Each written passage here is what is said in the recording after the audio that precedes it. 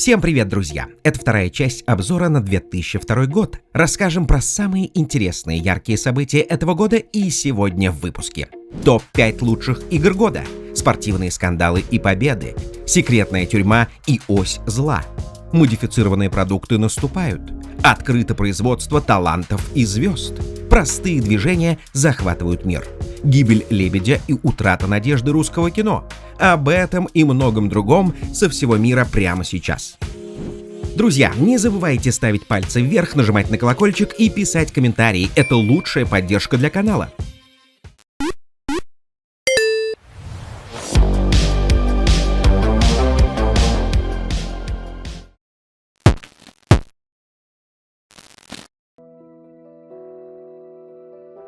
Не успела Европа ввести единую валюту евро, об этом мы рассказывали в первом обзоре 2002 года, как она в течение года медленно и верно пошла вверх и в конце года стала котироваться дороже самых известных американских денег. Доллар пропустил евро вперед и перестал быть самым дорогим в мире. Жители европейских стран недолго горевали о своих самобытных гульденах, франках и лирах. Монеты и бумажные деньги евро были намного удобнее, так как принимались к оплате во всех странах Евросоюза. Огорчал только рост цен, которому поспособствовал вывод на рынок невыразительных и блеклых, но зато единых для всех стран купюр.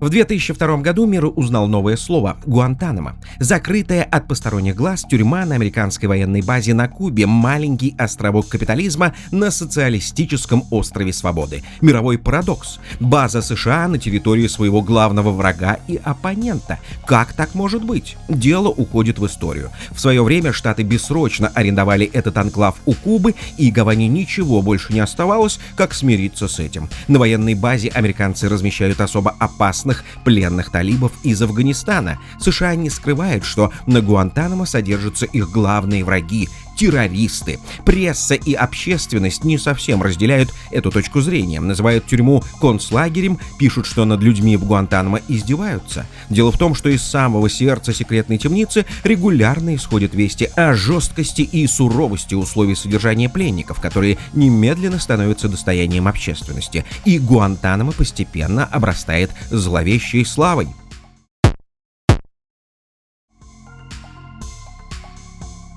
Президент Джордж Буш-младший как будто не слышит голос возмущенной общественности, называющей тюрьму Гуантанамо позором США, а наоборот подбрасывает дровишки в огонь противостояния и нетерпимости. В послании Конгрессу президент вводит новое политическое понятие – «Axis of Evil» – «Ось зла».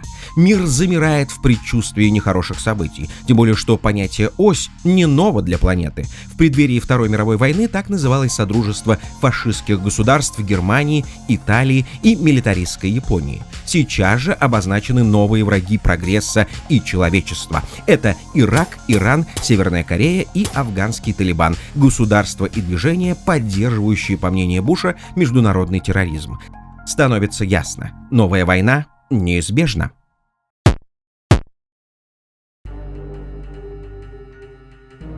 Америка снова в центре внимания мировых СМИ. В окрестностях столицы США происходят таинственные выстрелы в людей. Ничего не подозревающие жители Вашингтона атакованы неизвестным снайпером. Он метко стреляет на поражение в обыкновенных американцев, простых людей. Неужели снова террористы? Выстрелы продолжаются, гибнут люди. Уже 10 жертв, 3 раненых. Все они в госпиталях в тяжелейшем состоянии. Полиция и спецслужбы работают круглосуточно, а обеспокоенные граждане готовятся к самообороне, достают из чуланов и сейфов ружья и дробовики, и вот первые новости от криминалистов и сыщиков. Выстрелы произведены из снайперской винтовки, по камерам наблюдения удалось установить автомобиль, из которого стреляли. Это белый фургон. Как впоследствии оказалось, спецслужбы пустили информационную утку для притупления бдительности преступника, а его самого вскоре задержали. Кровавым стрелком оказался исламист, сторонник Аль-Каиды Джон Аллен Мухаммад.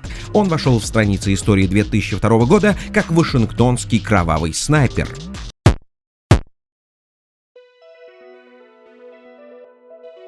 Трагические события не обошли стороной и Россию. Зловещая и нелепая катастрофа унесла жизнь яркого политика 90-х годов, губернатора Красноярского края Александра Лебедя. Его знала вся страна. Дата последнего прерванного лебединого полета — 28 апреля 2002 года. Бывший генерал летел на вертолете в Саяны. Там должна была состояться церемония открытия новой горнолыжной трассы. Вертолет, в котором находился губернатор, зацепился за высоковольтные провода ЛЭП, потерял управляемость и рухнул вниз. Из 20 человек, находившихся на борту, 9 погибло. Среди них и легендарный генерал-лейтенант ВДВ Александр Лебедь.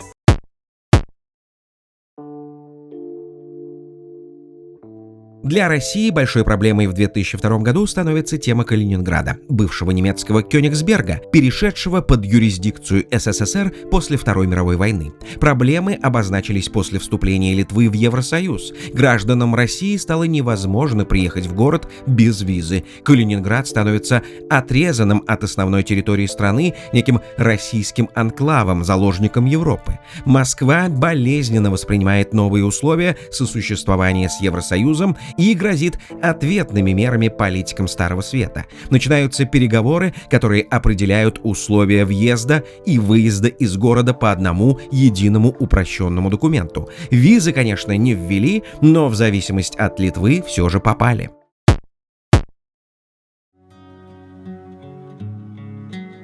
Словарный запас жителей нашей страны пополнен новым диковинным словом – ГМО. Россияне слово поняли, запомнили и активно оперируют им на продуктовых рынках и в магазинах. В 2002 году Россия ввела новую обязательную маркировку продуктов – генно-модифицированные организмы. Граждане как огня боятся искусственных продуктовых благ и настроены против ГМО. Никому не хочется есть искусственно созданные колбасу, морковку или помидоры. В действительности же никто не может оценить масштаб ГМО-продукции на продуктовом рынке страны. Россия запрещает выращивать генно-модифицированные сорта пшеницы, фруктов и овощей на своей территории, но страна зависит от продовольственного импорта. Как выращиваются аргентинские помидоры, египетская картошка или канадская пшеница, поставляющиеся в наши магазины и хлебопекарни, никто не знает. Как говорил известный сатирик, чувствую какой-то подвох, но в чем он, объяснить не могу.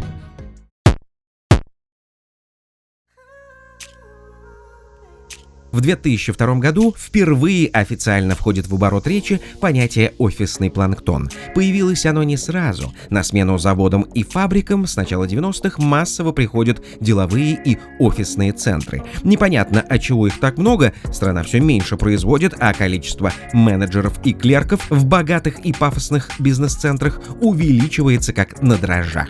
Офисный планктон – достаточно уничижительное название, подразумевающее бесполезность и ненужность офисных работников. Весь день они сидят за компьютерами, прерываясь каждые полчаса на поход к кофеварке и каждый час на перекус. Интернет-трафик в офисах всегда перегружен, системные администраторы негодуют, целый день работники сидят в социальных сетях, играют в игры и знакомятся в сети. Ну что тут скажешь, так проходят рабочие будни новой массовой профессии страны с гордым названием менеджер.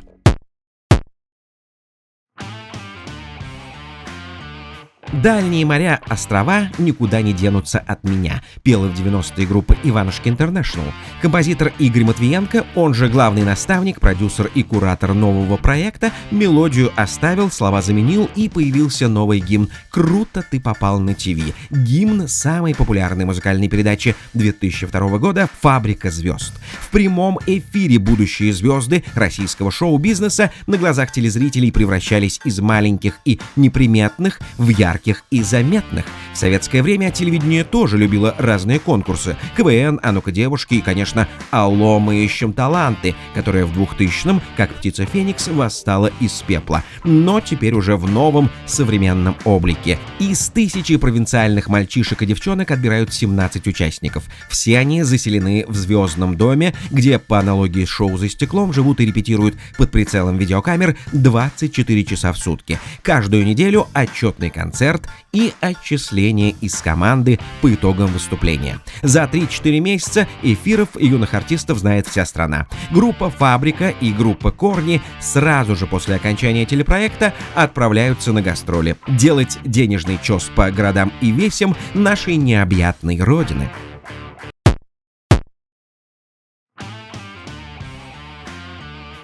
10 августа. Ипподром в Раменском. Зрители рок-фестиваля «Нашествие» гудят как пчелиный рой. Организаторы бьют новый рекорд посещаемости грандиозного музыкального события. Зрителей без малого 180 тысяч человек за 2 дня. Кажется, все любители рок-музыки здесь. Неповторимая атмосфера праздника, взаимопонимания и радости общения. Всем на фестивале найдется место. Цены на VIP-места, конечно, кусаются, но зато на сцене мирно соседствуют разножанровые группы. Зрители тепло приветствуют музыкантов, фанатов много, и они в эйфории. Фестиваль объединил всех – и ярких рок-н-ролльщиков, и суровых поклонников тяжелого рока, и степенных любителей философских баллад. Рок-н-ролл жив и живее всех живых в 2002 году. Друзья, чтобы не пропускать новые обзоры, подпишитесь на канал, обязательно нажмите колокольчик и спасибо вам за поддержку.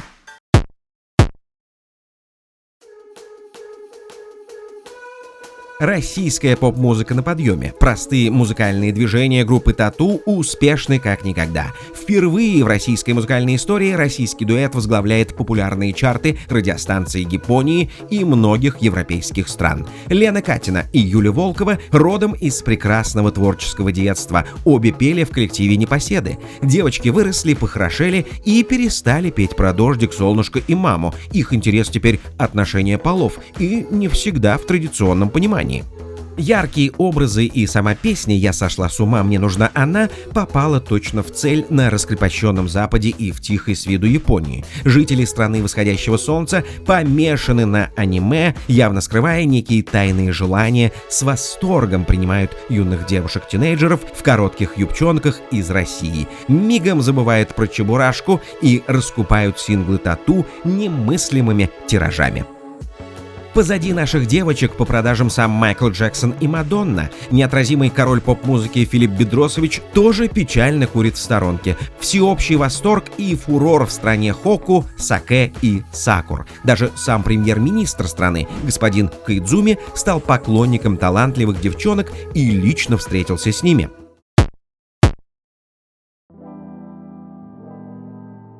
В 2002 году многие российские зрители наконец-то узнали настоящее имя Гоблина. Да, именно так неофициально звали и зовут до сих пор виртуоза вольного перевода известных голливудских фильмов, человека безусловно творческого, Дмитрия Пучкова. Его вольные интерпретации переводов адресованы исключительно взрослому и, что важно, российскому зрителю, тому, кто знает особенности национальной русской жизни. Первый фильм трилогии «Властелина колец» Дмитрий переводит как «Кольцо и братва».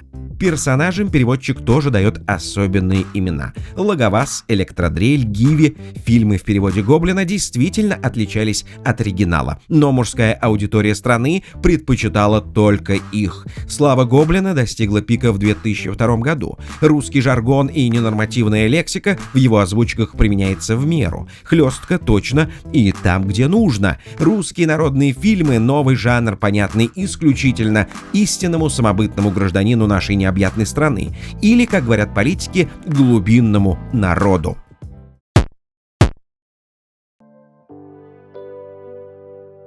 Трагедия года не только в отечественном кинематографе. Трагедия в целой стране. 20 сентября в Кармадонском ущелье гибнет почти вся съемочная группа фильма «Связной», а вместе с ней и главный киногерой страны, полюбившийся зрителям по бестселлерам «Брат» и «Брат 2», режиссер фильма Сергей Бодров-младший. Ледник Колка на огромной скорости, больше 180 км в час, накрывает ущелье. 135 человек вместе с Сергеем Бодровым объявляются пропавшими без вести. Спасатели найдут 19 погибших, остальные останутся погребенными под осколками ледника. Страна не верит в трагедию. Данила Багров, главный герой культовых фильмов, навсегда остался в людской памяти молодым и улыбчивым парнем, не придуманным, а настоящим, своим.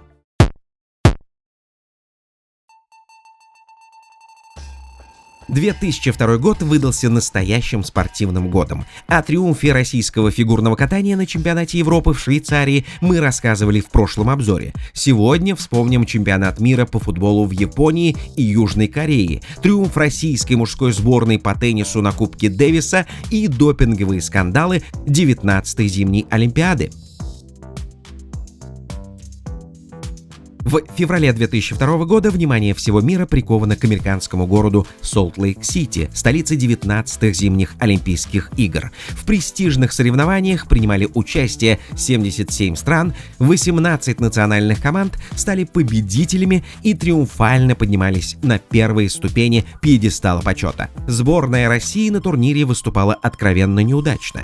Для болельщиков игры запомнились прежде всего коррупционными скандалами в МОК и допинговыми разбирательствами, связанными в том числе и с российскими атлетами. Началось все с того, что перед началом лыжной женской эстафеты снимают всю сборную России явного фаворита. Повод – повышенный гемоглобин в крови нашей прославленной чемпионки Ларисы Лазутиной. Дальше больше. 25 февраля после гонки на 30 километров, где у Лазутиной первое место, а у Даниловой второе, лыжниц вообще дисквалифицируют. Допинг. Пробы спортсменок показывают в крови чемпионок запрещенный препарат дарбепаэтин. Печальный итог не заставил себя ждать. Медали отобраны, и спортсменки дисквалифицированы на 2 года. Еще громче скандал в фигурном катании. Впервые в истории МОК сомнению подвергли заслуженную победу российских фигуристов Елены Бережной и Антона Сихрулидзе. Скандал с давлением на судебную коллегию и подкупом французской судьи гремит позорным набатом в самом изящном и красивом виде спорта. В результате оргкомитет присуждает еще один комплект золотых медалей канадской паре Жами Сале и Давиду Пелетье.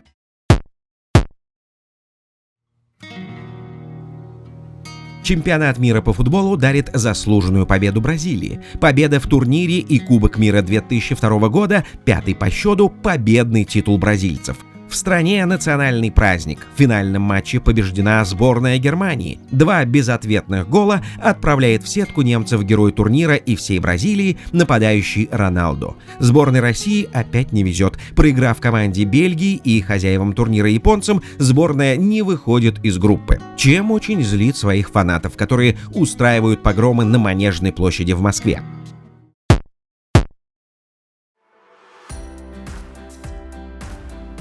Несмотря на неудачи российских спортсменов, в течение сезона большой подарок всем любителям большого тенниса в конце года преподнесла мужская сборная страны, выиграв престижный Кубок Дэвиса в Париже. Марат Сафин, Евгений Кафельников и Михаил Южный золотыми буквами вписали свои имена в историю тенниса. Россия не побеждала в турнире больше века, сменилось несколько поколений, прошло, страшно произнести, 102 года. Зато в 2002 году один из самых престижных спортивных трофеев – серебряная салатница в руках наших соотечественников. Впервые российская школа тенниса в числе десятки лучших всего мира.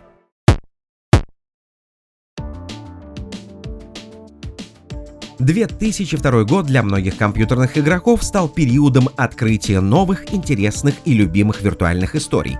В первом обзоре года мы рассказали о некоторых из них. Сегодня продолжим вспоминать легендарные игровые шедевры прошлого. Итак, еще топ-5 игр года по нашему мнению. Первое.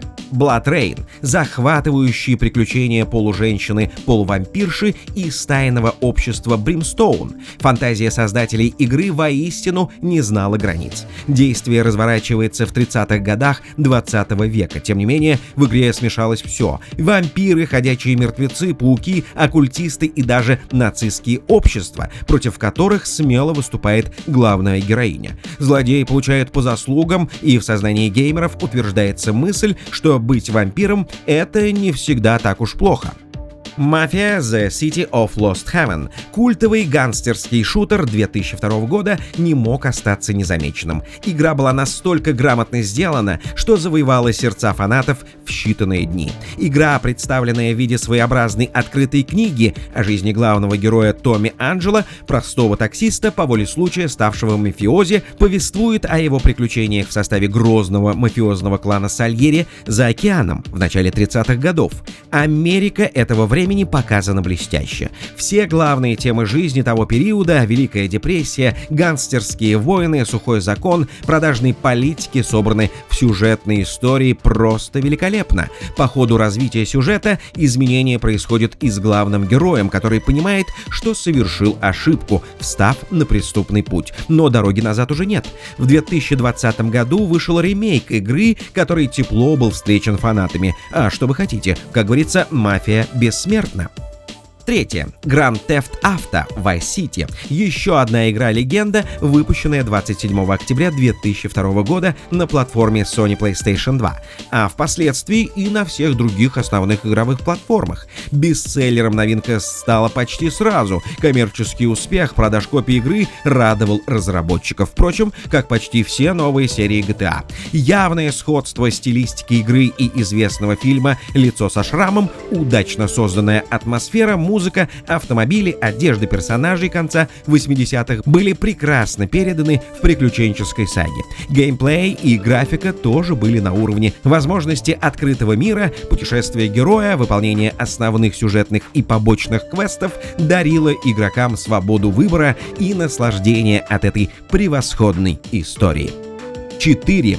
Сайберия. Приключенческий квест, вышедший на платформе Windows, запомнился многим ценителям жанра, прежде всего захватывающей сюжетной историей, музыкой и замечательной графикой. Красивая игра, красивый сюжет, красивая героиня — все это об игре 2002 года «Сайберия».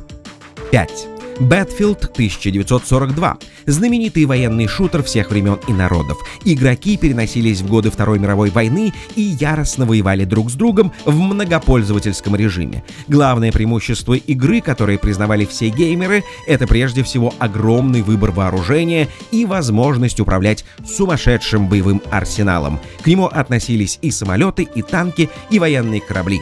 Выбор техники был необыкновенно реалистичным и включал в себя более 50 образцов военной техники, реально воевавшие на полях сражений Второй мировой войны. В следующем выпуске мы продолжим вспоминать лучшие игровые новинки года, тем более что в наших запасниках осталось еще много замечательных игр, которые достойны вашего внимания.